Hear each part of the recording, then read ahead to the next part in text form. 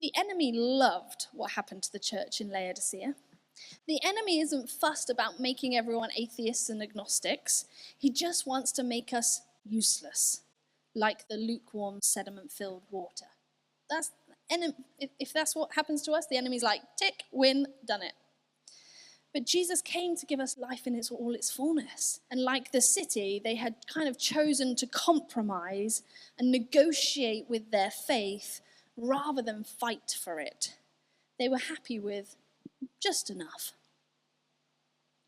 A.W. Tozer says this: the greatest enemy of the church today is not her enemies, but her compromise. We live in a city that is so similar to Laodicea. We live in a city that is full of wealth. I'm pretty sure if I put my hand in the room, I would find a banker, right? We've got so many financial people that work in this city. We've got banks all over the place. If you walk a mile that way, there's just every building is a bank. We live in a city of wealth and solutions. And we even have our own renowned eye hospital just a mile that way called Moorfields. It's so similar to Laodicea. We are not persecuted in our city for being Christians in this country. And so like Laodicea, we have this tendency to fall into acedia, sloth-likeness, into complacency and compromise. We have often let the culture drip in bit by bit instead of fighting it and holding it at bay.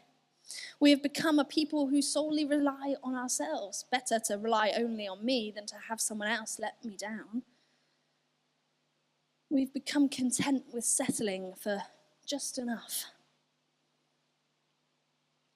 I'll go to church just enough times to feel connected. I'll read the Bible, when I feel like it, to say that I do. I'll pray when I have a need and a crisis. We have settled.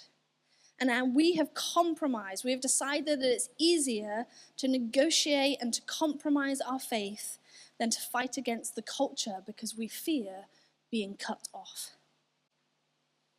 We can probably all recognize some of Laodicea in our lives, places where we have grown sloth-like, complacent, have compromised or chosen to rely on ourselves. But running the race of faith is like running the marathon. And when you're training for a marathon, you cannot compromise. You cannot become complacent, and you cannot rely solely on yourselves.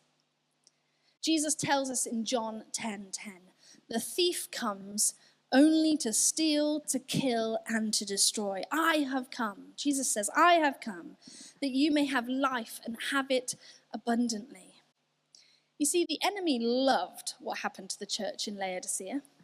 The enemy isn't fussed about making everyone atheists and agnostics. He just wants to make us useless, like the lukewarm, sediment-filled water. If that's what happens to us, the enemy's like, tick, win, done it. But Jesus came to give us life in all its fullness. The enemy wants to steal your passion and kill your desire for more and destroy your faith. But Jesus came to bring you life, and life to the max. John Tyson, who is a pastor in New York, says this: you've got to make every effort.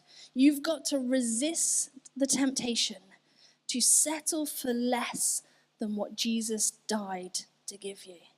We've got to resist the temptation to settle for less than what Jesus died to give you. Jesus came and he died on a cross to bring us life in all of its fullness. And every time we make the decision to not hunger for more, every time we compromise on our faith, every time we become complacent and build a faith that only we can manage, we settle for less than what Jesus died to give us. And yet many of us actually just settle for doing the cha-cha with Jesus. 2 steps forward, 2 steps back, 2 steps forward. I don't know if that is the cha-cha. It's the only dance I know the name of, or maybe it's the salsa, I don't know. But Jesus doesn't want to do the cha-cha with you. Jesus wants to run a race with you, the race that he marked out for you. He doesn't want you to settle for anything less than the life in abundance that he came to bring you. And so how do we break out of complacency? And how do we break out of settling and move into a place of desire for the more that Jesus has for us? Well, I believe there's 4 things that we need to do. And the first thing is this: we need to get a vision. We cannot, should, or ought our way into the more that Jesus has for us. When we read our Bible because we ought to, that will only last us a few weeks before we fade. But a vision will drive us forward. You know, I said I want to do the marathon, and I would half call myself a runner. And every time that I decide that I'm going to get into running again, I, maybe buy a new toy, like a new pouch, or I recently bought those like energy bar things. They still sit in my cupboard because I actually don't know what to do with them. But I get excited and I go out, and literally my Nike app shows me some incredible data. I'm a data fan. I love data. In 10 years, I've never ran 7 weeks in a row, and I want to do the marathon. Yeah. And I think the problem is that I just don't have a vision for my running. I just start running, and I'm like, yeah, I'll go for a run, and then I'll go for a run again next week, and I've got no goal for it. I just go for a run. And I've done this time after time, and I never really want to book in for a race, because what if I don't get there? I don't want to book in for a 10K because I can't run a 10K, and so I want to wait until I have run a 10K to book a 10K. But I've also never proved to myself that I could get there because I've never gone past 6 weeks of running in a row. And so this is what completely terrifies me about the marathon, was that I would actually have a deadline, and that would be really scary. And so recently I realized this problem from looking at my Nike data, and so I've actually created a goal. Guys, I have booked in for a 10K. I know. I've booked in for a 10K, and I'm growing a vision of myself as a runner. I am a runner. I can run 10K. It's going to be a great day when I get down to that race and I run those loops and I finish 10K. I've got this vision, and it's going to keep me going, and I will let you know when I get past that 7-week hump that I can't seem to get past. But to run a marathon, you have to have vision. You have to have a vision, because the vision is what's going to get you out of bed in the morning on those cold winter mornings when all you actually want to do is stay in bed. And so we need to have a vision for our faith. When asked, where would you like your faith to be in a year, 5 years, or 10 years? Do you know what I have never, ever heard anyone say? I've never heard anyone respond with, what I would just love is if my faith was kind of like worse than it is now, where, I think it would be great if I could just go back a few steps in my relationship with God. I'd like to be slightly less committed. I'd like to spend less time reading my Bible. I'd also like to prioritize my job and my relationship more than God this time next year. And I'd like to be less connected to the church community. Honestly, I've never even heard someone say, you know what, I'd like to be in the exact same place. Why? Because we all desire to grow.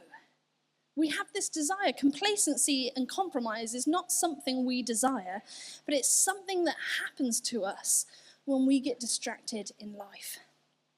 Francis Chan says, the greatest enemy of intimacy with God is not sin, but distraction.